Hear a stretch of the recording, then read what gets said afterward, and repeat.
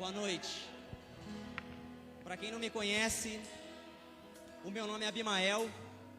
Fui convidado aqui pelo nosso pastor para estar ministrando uma palavra hoje para cada um de nós aqui. E muito obrigado. Peço que, antes de mais nada, que a gente possa apresentar esse momento que a gente já está confraternizando aqui, que a gente possa apresentá-lo a Deus. Eu queria que você, do jeito que você está aí agora, você curvasse a sua cabeça, se esquecesse o que você é lá fora, os seus afazeres, o seu trabalho, as suas dores, as suas aflições. Eu queria que você esquecesse um pouco do mundo lá fora, se desligasse por completo. E eu queria que agora você pedisse para Deus: Pai, fala conosco nessa noite. Que o Senhor possa nos usar, Pai, que o Senhor possa falar com cada um de nós, que o Senhor possa nos trazer a fortaleza que nos falta, trazer as forças ao desamparado, o auxílio ao necessitado, Pai, que a Tua palavra hoje possa trazer vida para cada um de nós. É isso que pedimos ao Senhor, meu Deus, em nome do Senhor Jesus. Amém. Pode se assentar em nome do Senhor Jesus. Você que trouxe a sua Bíblia, se você quiser estar abrindo no livro de Mateus, capítulo 11, versículo 28, vai ser o tema que a gente vai estar tratando hoje. Eu queria que vocês acompanhassem, por gentileza.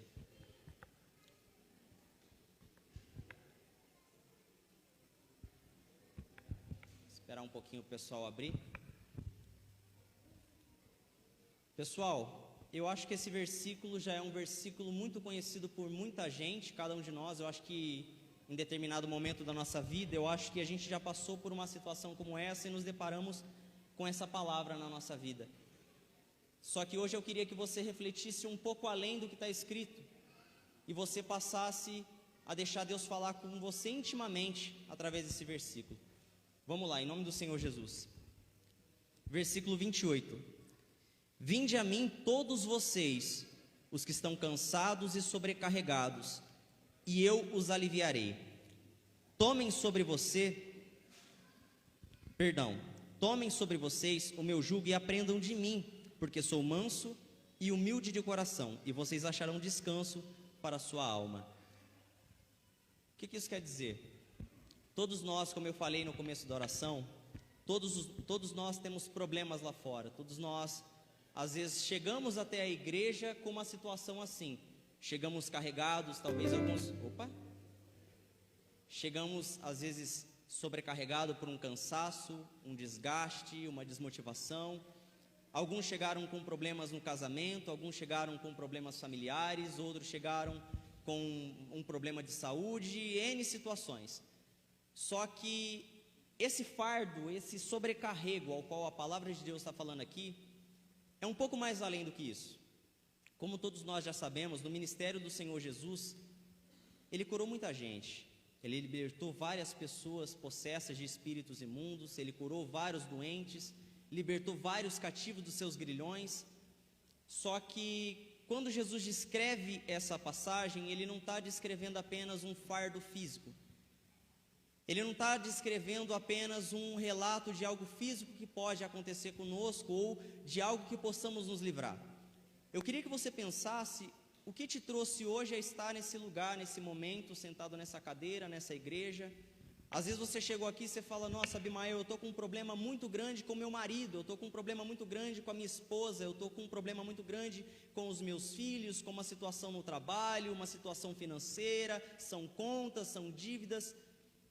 Mas talvez o seu maior problema, talvez a nossa maior dificuldade, é que às vezes a gente olha para esse problema que a gente está passando hoje e torna isso um grande abismo, torna isso uma grande dificuldade, um grande problema, quando na verdade, em meio a essa dissolução que a gente vive nessa vida aí fora, nesses problemas que a gente passa, o nosso maior problema, o nosso maior fardo, o nosso maior pesar tem sido um só.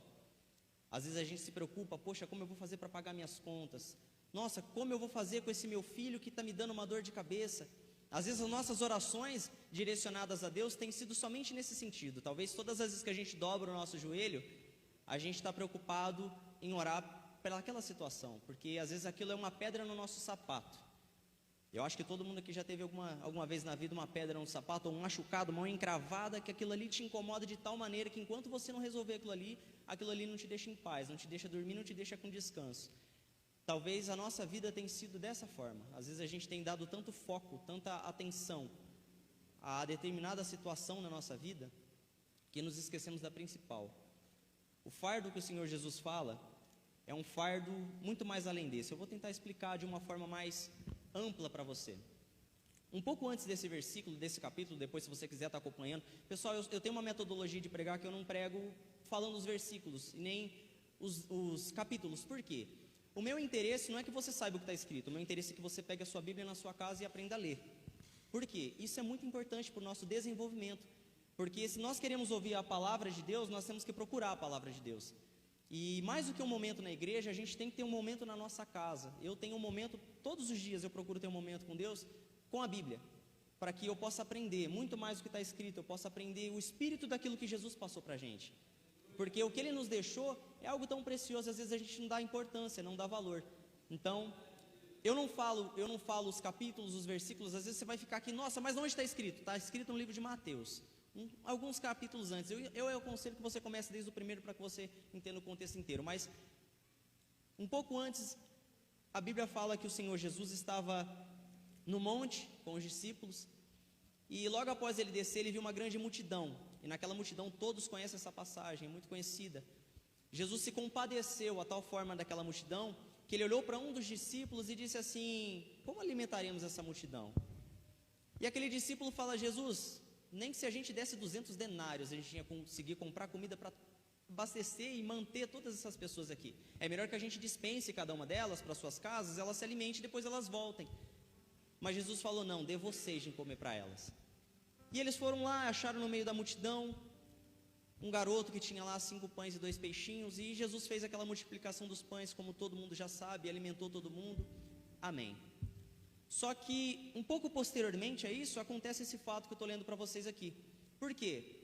Aquela mesma multidão que foi alimentada por Jesus, que viu a multiplicação dos pães, dos peixes, aquela mesma multidão, após aquela passagem, a Bíblia fala que coisa de 2 dias Jesus atravessou o rio e lá estava aquela multidão novamente, seguindo Jesus novamente, procurando a Jesus novamente. Só que quando Jesus disse isso aqui, ele estava ensinando os discípulos e um pouco antes ele repreendeu aquela multidão. Por que eu estou dizendo isso, pessoal? Às vezes você fala: nossa, ele fugiu do contexto. Não, isso tudo faz parte de um único contexto. O que estamos procurando? O que tem nos trazido a sentar no banco de uma igreja, colocar dentro de nós que estamos cristãos, orarmos na nossa casa, orarmos aqui em congregação?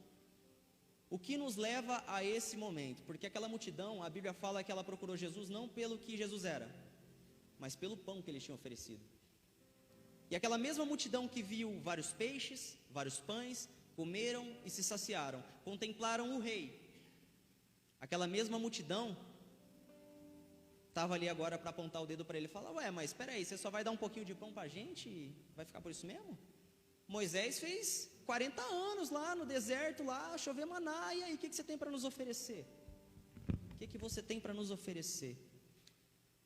Talvez essa é a pergunta de muita gente quando ela chega na igreja. Ela chega doente, e às vezes ela está há anos pedindo por aquela cura, ela está há anos pedindo por aquela libertação do filho, ela está há anos implorando: meu Deus, gera uma situação para isso, gera uma situação para aquilo. Mas quando na verdade a gente está esquecendo do rei. Essa é a verdade. A gente está esquecendo do rei. A Bíblia não se trata de pães e de peixes. A Bíblia não se trata de um cego que voltou a enxergar. A Bíblia não se trata de um paralítico que voltou a andar. Não se trata de um surdo que voltou a ouvir, ou um possesso que foi liberto dos seus demônios. Se tratam de pessoas que conheceram o rei. É disso que a Bíblia se trata. E é isso que o Senhor Jesus está dizendo aqui. Porque no passado o povo judeu errou muito. O povo de Israel errou muito. Muito porque eles receberam uma grande dádiva, que foi a palavra de Deus. Eles receberam antes de nós. Antes de nós eles receberam. Quando ninguém conhecia o Deus invisível, o povo de Israel conhecia. Eles receberam uma grande dádiva. Só que com aquela dádiva, eles não souberam lidar. Eles não souberam caminhar com aquela dádiva. Eles não conseguiram enxergar aquilo ali da forma coerente e correta como deveria. Eles olharam aquilo ali como se aquilo ali fosse uma série de regras e obrigações. Meu amigo, opa. O que eu quero que você pare para pensar aqui é que eu poderia falar para você aqui: olha, você que peca, não peca mais. Olha, você que rouba, não roube mais. Você que mente, não minta mais. Você que engana, que usurpa, não faça mais essas coisas.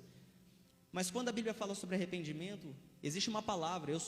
Não vou dizer que eu sou grande, que eu seria mentiroso, mas eu sou um estudante da Bíblia e eu estudo um pouco de teologia, porque eu sou apaixonado pela Bíblia.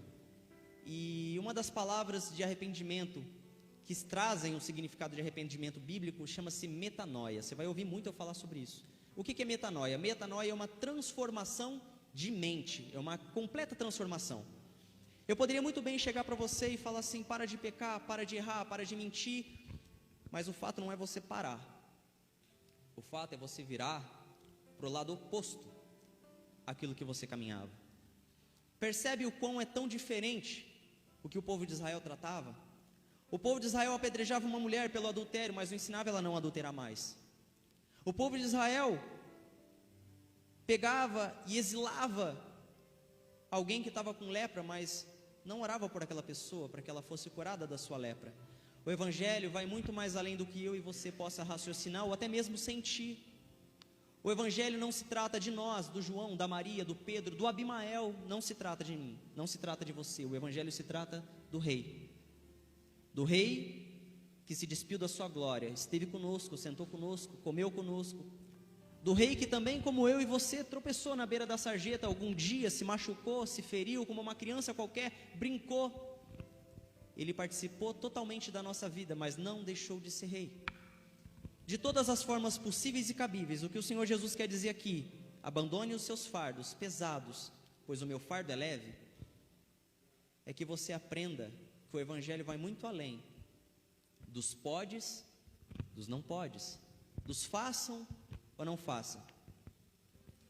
A gente tem que aprender que aquilo que a gente faz, ou até mesmo aquilo que a gente deixa de fazer, deveria, ou pelo menos deve ser, por amor ao Evangelho. Está dando microfonia. Tem que ser por amor ao Evangelho. Você não é obrigado a fazer o que você faz, ou você não é obrigado a deixar de fazer aquilo que você faz. Mas se for fazê-lo para Deus, façam com amor.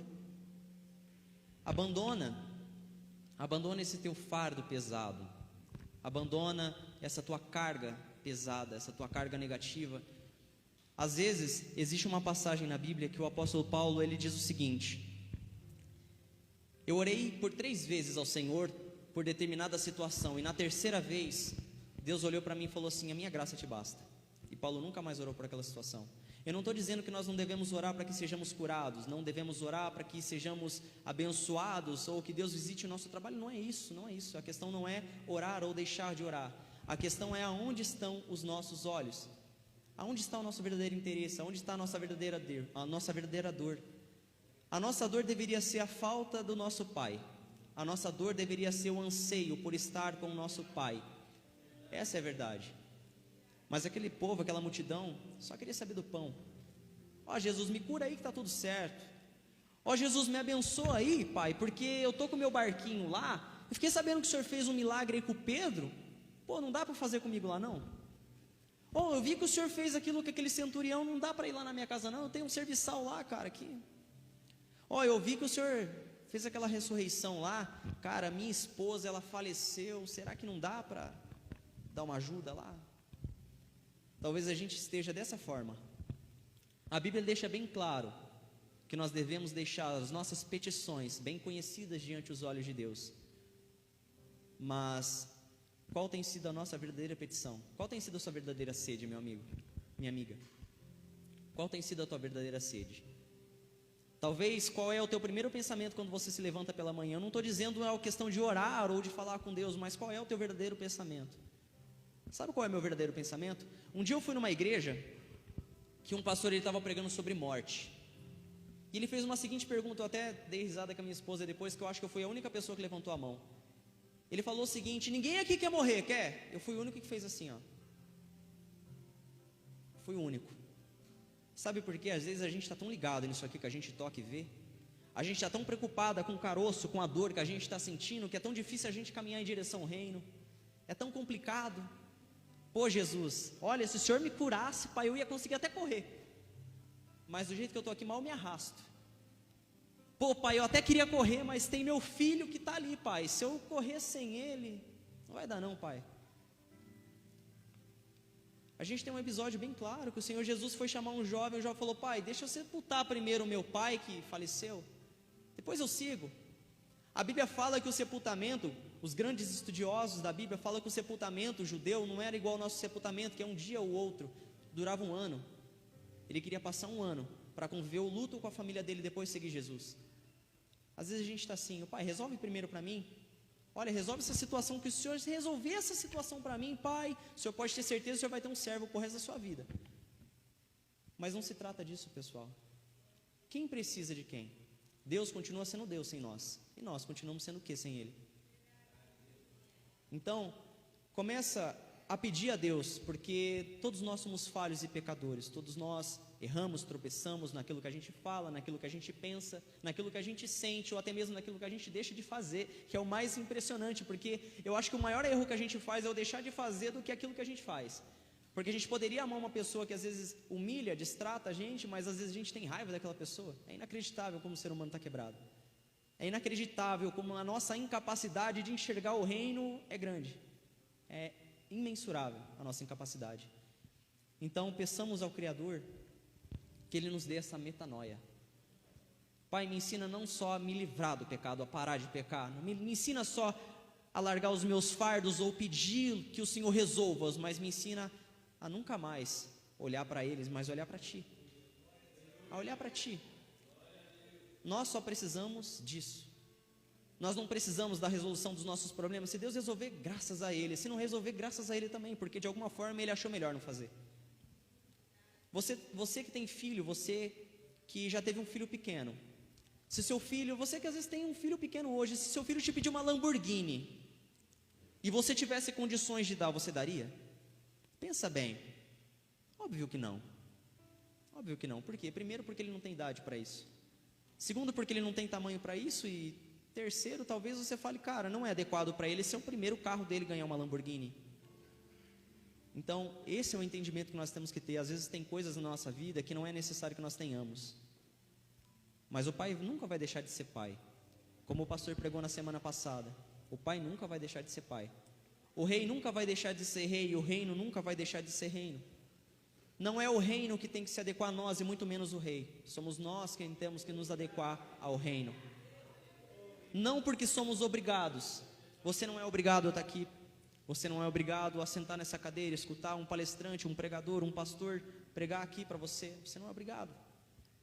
Mas aquele que te trouxe aqui, que te convenceu de alguma forma, no íntimo do teu coração, a te trazer aqui, é o mesmo que está tentando falar para você: meu amigo, minha amiga, meu filho, minha filha, você está cansado? Você está cansado?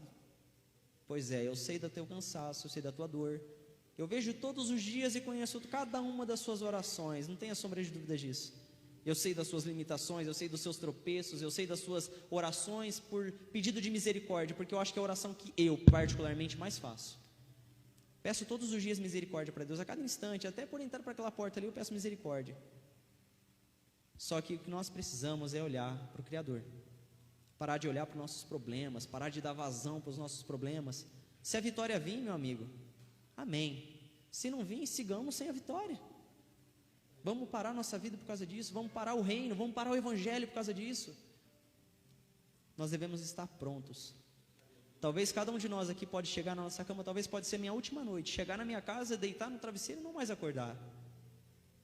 Só que, como todo mundo sabe, eu acredito aqui, minha esposa está grávida. O legado que eu quero deixar para o meu filho é um só: conheça o rei. Conheça o rei. Eu acho que se nós pudéssemos deixar uma herança, eu acho que cada pai aqui que se tornou cristão e sofreu, como eu, sofreu no passado, e não caminhe por aquele caminho. Então o que eu te digo, minha amiga, meu amigo, minha amiga, eu também já pedi por cura, eu também já pedi por libertação, eu também já cansei de orar pela minha família. Eu também já cansei de orar por amigos que eu via que estavam do meu lado, sentado no banco, talvez tinham mais fé e mais fervor do que eu, ficaram pelo caminho. Eu cansei de orar por esses amigos, eu cansei de orar por familiares, continuo orando até hoje. Mas e se Deus não salvá-los? Há tanta gente que precisa ouvir o que nós estamos pregando aqui. Há tanta gente que precisa ouvir isso. Larguem os seus fardos. Para! Que reino é esse que vocês estão procurando? Que evangelho é esse que nós estamos procurando? Que vida é essa que nós chegamos para aquele que está doente lá fora e falamos: ó, aqui onde nós viemos tem vida, aqui tem pão. Eu ouvi um grande sábio uma vez dizer que o evangelho se trata de uma coisa: um mendigo que encontrou pão e quer falar para todos os outros onde tem pão. Nós somos esse mendigo que encontrou pão. Sejamos esse mesmo mendigo que fala para os outros lá fora: olha, ali onde eu fui tem pão. A gente precisa ser assim. Nós precisamos aprender sobre humildade, nós precisamos aprender sobre fidelidade. Nós precisamos parar de ser como Pedro, porque às vezes eu me sinto como Pedro. Alguém que estava ali falava: Jesus, eu estou pronto a morrer por você, mas na primeira oportunidade foi o primeiro a correr. Mas nós também precisamos ser Pedro, porque 5 minutos depois, estava chorando aos prantos, falando: o que eu fiz? Eu vi a vida, eu conheci a vida. Eu conheci alguém que me deu muito mais do que peixe, porque eu poderia ser milionário com aquele tanto de peixe. Mas eu abandonei o peixe no barco e falei: cara, eu vou seguir esse cara. O que eu fiz? E na primeira oportunidade eu virei as costas para ele. Na primeira oportunidade eu falei assim: sei não, Jesus nunca vi na minha vida, sei nem quem é. Pô, o cara ressuscitou minha sogra e eu falei: não sei quem é. Pô, eu vi o cara multiplicar pães e peixes, eu vi o cara, poxa, com Moisés, com Elias, eu vi o cara brilhar, eu vi a glória dele resplandecida na minha frente, e eu falei que não sei quem é. Nós precisamos ser esse lado do Pedro. Talvez cada um de nós aqui possa sair por aquela porta na hora que acabar essa reunião, daqui a pouquinho acaba. Só que nós precisamos ser esse lado do Pedro. Nós precisamos ser esse lado do Pedro, que fala: Senhor, o que eu tenho feito com o evangelho? O que eu tenho feito com o Senhor? O que o Senhor fez comigo? Pai, eu não sou mais aquele que eu era antes, eu não sou quem eu queria ser, como disse C.S. Lewis. Eu não sou mais quem eu era antes, mas eu ainda não sou quem eu quero ser. Talvez a gente possa sair por aquela porta ali e tropeçar de novo. Não importa o nosso tropeço. Não que Deus não vá vê-lo, Deus vê. Só que o que importa é o que a gente vai fazer com aquele tropeço. O que temos feito com a transformação que Deus tem feito dentro de nós? Será que no nosso trabalho, no nosso convívio, para a nossa esposa, para os nossos maridos, filhos, filhas, amigos, colegas, será que temos sido o evangelho para eles? Porque o evangelho é muito mais do que a Bíblia que está no seu colo ou na sua mão aí agora. Isso aí é só um relato do que os nossos irmãos viram no passado e quiseram relatar para nós sobre o rei. Nós precisamos ser o evangelho. Essa é a verdade. Nós estamos vivendo numa era, numa geração onde nada é errado. Nada é errado. Pode matar, pode roubar. Não é errado. Não é errado. Sabe o que tem sido errado, irmãos? Eu ensinar um bom padrão para o meu filho. Sabe o que tem sido errado? Eu amar uma pessoa que me odeia. Sabe o que tem sido errado? Eu caminhar correto. Eu ser marido de uma mulher só. Tem sido errado. Isso tem sido errado. Estamos vivendo uma sociedade onde a minha roupa importa mais do que o meu caráter. Só que também estamos vivendo uma sociedade onde o meu caráter importa mais do que a roupa que eu visto. São padrões onde a gente não se encaixa. Você já foi num lugar onde você fala: cara, o que eu estou fazendo aqui? Eu não sei se muitos de vocês, eu acredito que sim, se deparam igual eu, às vezes vê uma situação e fala: o que eu estou vivendo aqui? Pai, o que eu estou vendo? O que eu estou presenciando? A minha esposa às vezes dá risada de mim, porque todo lugar que eu vou, eu sou assim. Eu falo: cara, o que está acontecendo? Hoje virou normal. Hoje virou normal o ódio, o rancor. Hoje se vê muito difícil um pai magoar um filho e falar assim: me perdoa. Olha, eu fui muito ríspido com você. Poxa, cara, você pisou na bola, mas me perdoa. Hoje é muito difícil a gente ver um filho chegar num pai e falar assim: pai, me perdoa. É muito difícil ver coisas que antes no passado eram tão simples. Tão simples. Eu não estou falando em questão de bons costumes, irmãos. Eu quero que vocês pensem sobre o que é o reino, o evangelho. Repito, não é o que a gente faz, é quem Cristo nos transformou a ser. Eu não sou cristão porque eu simplesmente falei: vou abandonar tudo que eu tenho, o meu pecado, e vou seguir esse Jesus aí. Não. Eu só sou o que sou porque Cristo me transformou a ser. Eu não sou cristão porque eu frequento a igreja, porque eu leio a Bíblia. Eu sou cristão porque eu fui transformado a ser algo que eu não consigo explicar. Se você pedisse para mim, escreve um livro, Abimael, e relata tudo que você vive, eu não sei. Eu só o faço porque é o que está dentro de mim. Se você é uma pessoa calma, você não consegue ser uma pessoa estressada, porque você é calma. Se você é uma pessoa agitada, você não consegue parar, porque é natural de você, você é agitado. O Evangelho deveria fluir dessa forma dentro de nós. Essa é a verdade. Ontem, uma pessoa me procurou e falou sobre um caso que a gente vê muito aí fora, de jovens com depressão, e ele me perguntou: o que eu devo fazer? Eu falei: nada. Nossa, mas você falou para o cara fazer nada? Eu falei: nada. Seja o Evangelho para ela, só isso. Eu não preciso ler para você: vinde a mim, os que estáis cansados, porque você sabe que você tem descanso em Deus.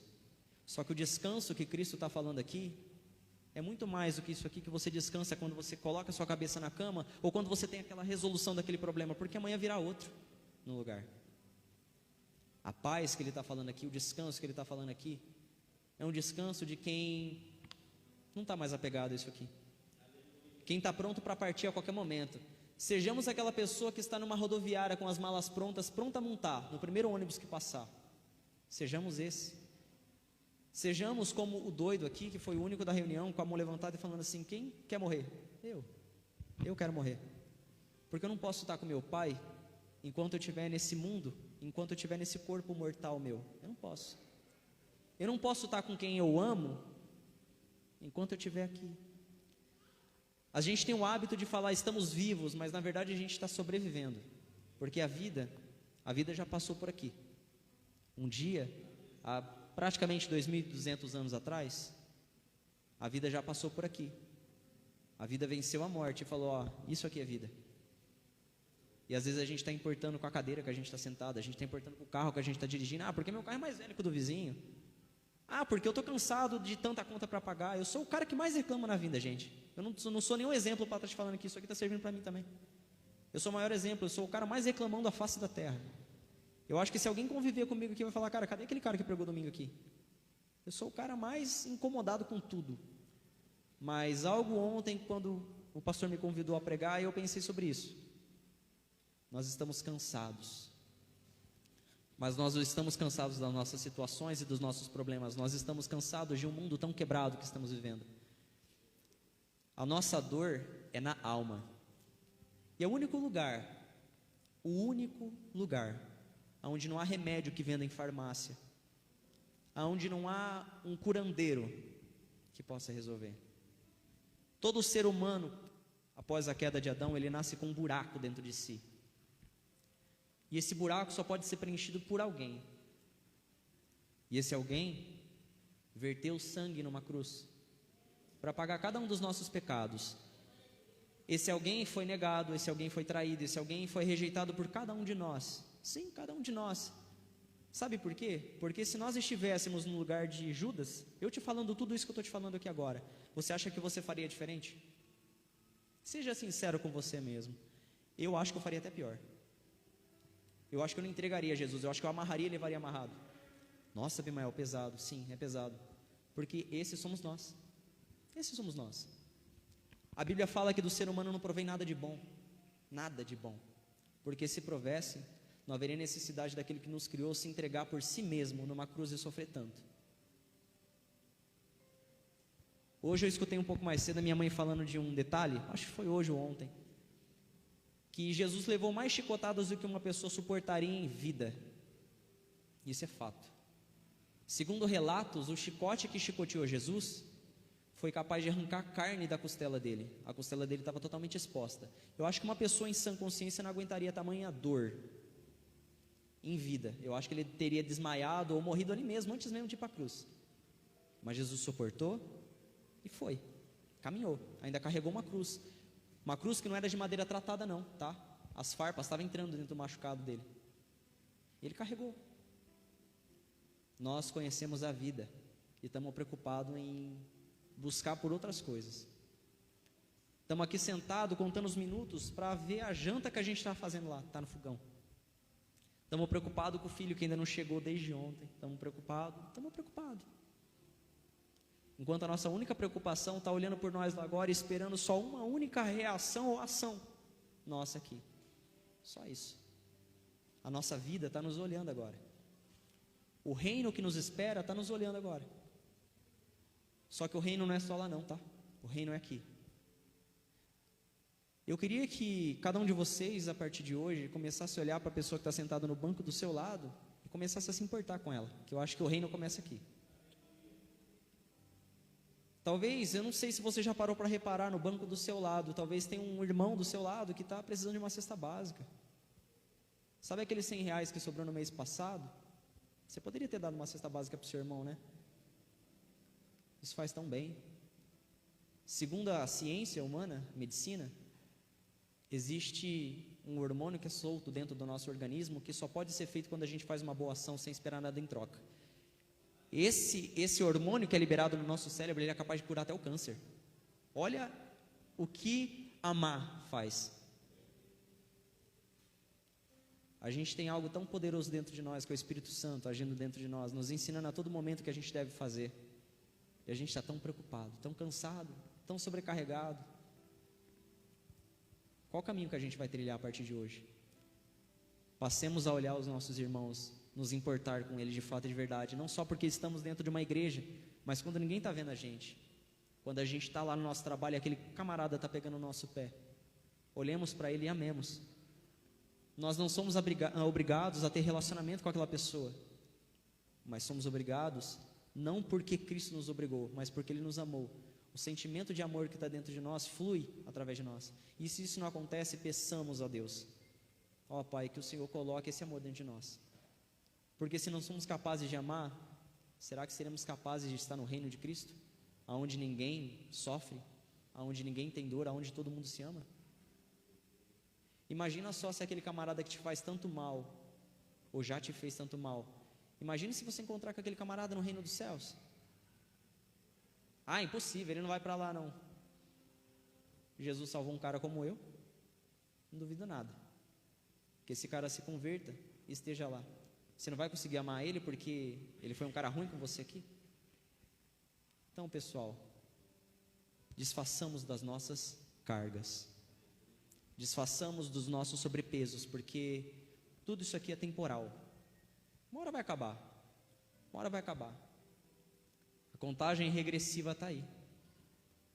Isso aqui não precisa Jesus voltar ali agora e abrir os céus. Não, estejamos prontos a qualquer momento. Qualquer momento, cada um de nós aqui pode encontrar com Jesus hoje. Será que nós estamos preparados? Será que nós estamos prontos para isso? Eu tenho 26 anos de idade. Estou há 26 anos de idade, vivo, sobrevivendo aqui. Só que aos meus 16 anos de idade, eu me converti ao Evangelho. E de lá para cá eu comecei uma busca desesperada por encontrar um Evangelho, por encontrar um Deus. Eu encontrei hoje. É tão difícil seguir. Olha, só Deus sabe. É tão difícil a gente caminhar. É tão difícil, às vezes, como o irmão Ed falou aqui, parece que tem grilhão no pé aqui, a gente não consegue, não sai do lugar. Está pesado, está difícil. Mas isso faz parte da nossa cruz. A Bíblia fala do jovem rico que chegou diante de Jesus. Falou: bom mestre, o que farei para herdar a vida eterna? Jesus olhou para ele e falou: você conhece os mandamentos de Moisés? Sim. Não roubarás, não adulterarás, não dará falso testemunho. Jesus não deixou nem terminar. Falou: beleza, só te falta uma coisa, larga tudo que você tem e me segue. Dá aos pobres e me segue. Ah, ficou difícil, né? Aí complicou. Pô, Jesus, você podia pedir qualquer coisa, irmão. Se você quisesse um barco, eu comprava agora. Mas largar tudo que eu tenho, tá complicado. Mas Jesus não queria que ele largasse tudo, e ele não precisava largar tudo. Sabe o que ele só precisava fazer? Bora. É isso aí, Jesus? Bora. Vamos lá. Tocou a senha dele e ele passou a vez. Talvez a nossa senha está tocando todos os dias e a gente está passando ela direto.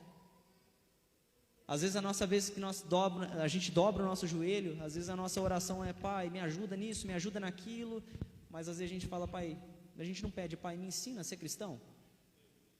Me ensina a ser cristão. Só isso que eu quero saber. Ser cristão. Porque o resto, se vier, é lucro. Na vida tão perdida que a gente vive hoje, eu acho que não seria tão difícil ou inacreditável falar isso para vocês. O que vier é lucro. Sejamos o pai que Cristo foi para nós. Sejamos o filho que Cristo foi para o pai. Sejamos o irmão que Cristo foi para nós. Sejamos seus imitadores. Isso quer dizer ser imitador. Padecer, sofrer. Só que esse sofrimento, a gente tem descanso nele. As dores, os fardos, os pesos, os sobrepesos, só temos paz em Cristo. Esse hábito que nós temos de chegar à paz de Cristo, sejamos sinceros, quando darmos as nossas mãos para os nossos irmãos, desejamos de fato isso. Que essa paz, não importa o que você está passando aí, meu amigo, que a paz de Cristo esteja dentro de você. Que esse Cristo que habita em mim possa habitar em cada um de vocês. Se nós pudéssemos aqui, eu tenho certeza que cada um de nós conhece uma pessoa assim, se nós pudéssemos tirar um pouco do nosso cristianismo e mostrar para aquela pessoa, olha, acho que cada um de nós faria. Se pudéssemos. Se pudéssemos. Mas podemos. Nós não podemos tirar esse pedaço literalmente, mas podemos ser esse pedaço para essa pessoa. Então, agora você entende por que no começo dessa reunião eu pedi para você se esquecer de tudo que está lá fora. Esqueça de quem está do seu lado. A gente vai orar, a gente vai falar com Deus agora. Esqueça de quem está do seu lado. Esqueça do seu filho, da sua filha, marido, esposa, irmão. Dê um passo à frente ou um passo atrás, não sei. O que você preferir, é o seu momento com Deus. Mas conversa com Ele. Fala, pai, eu só preciso ser filho. Só isso. Só preciso aprender o que é ser cristão, porque eu não sei. Imagina para mim um jovem de 16 anos não ter um exemplo de um irmão que pudesse ensinar o que é ser cristão. Irmão não de sangue não, gente. Não é irmão de sangue não. É irmão em Cristo mesmo. Tive tantos na minha vida e nenhum se importava comigo. Por isso eu quis aprender o Evangelho e por isso que, graças à misericórdia de Deus, o pastor me deu essa oportunidade aqui hoje. Porque eu só quis aprender a ser filho. Só isso. Porque eu só quis aprender a ser um bom marido. Eu só quis aprender a ser um bom pai. Eu só quis aprender a ser um bom filho para os meus pais. Eu só quis aprender a ser cristão. Só isso. Então, que nesse momento, quando a gente falar com Deus, que seja essa a tua única oração. Se desliga de tudo, como se tivesse aquele disjuntor na tua cabeça. Desliga. Peça, pai, eu não sei qual é essa palavra difícil que esse rapaz falou aí, não, mas faz em mim. Essa tal de metanoia, ou sei lá o que, faz em mim. Eu não quero parar de frente ao pecado. Eu quero virar as costas para ele. Eu não quero só conhecer a luz. Eu quero ser aquela candeia que o Senhor falou, que não pode ser colocada debaixo de uma cama. Eu quero ser aquela pessoa que quando fala com alguém, aquela pessoa fala, cara, eu me sinto em paz quando eu converso com você. Eu quero ser aquela pessoa que não sabe nem falar. Eu não sabia falar quando eu entrei pela porta. Então que sejamos essa pessoa que sempre tem algo bom para passar para alguém. Sempre tenha, por mais que a gente não possa curar o físico dela, mas que possamos curar a verdadeira necessidade que ela tem de Cristo. Só isso. Nós não temos obrigação, irmãos, de curar os leprosos. Nós só temos obrigação de levar Cristo para eles. Jesus não curou todos os leprosos. Tinham tantos naquela época. Ele curou aqueles que o queriam. Não porque eles estavam doentes, mas porque o queriam.